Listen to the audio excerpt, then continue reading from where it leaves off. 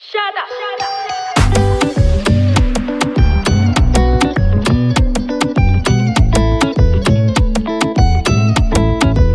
Voalohany hitanao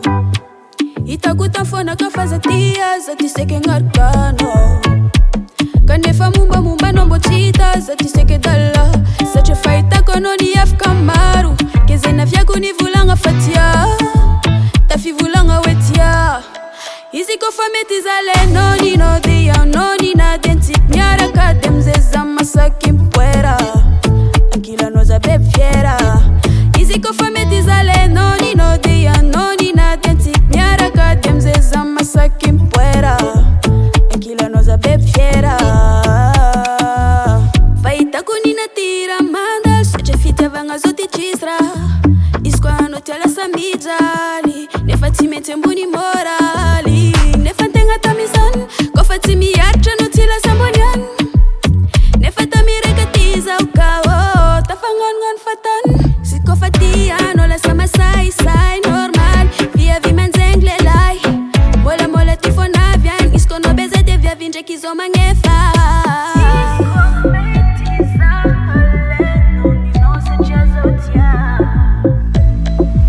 apodiko ndraiky izy ty izy kofa mety zalenao ninao dia anao ninady antsika miaraka de amizay za masaky mpoera ankilanao za bebe fiera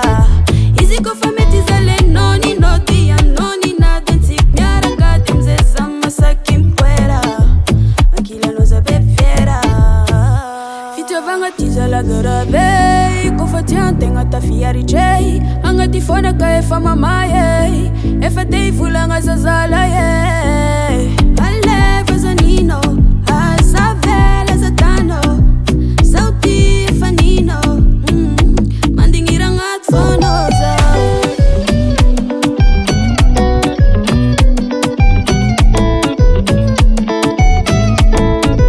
izy kofa mety zalenao ninao dia anao ninady antsika miaraka de amizay za masaky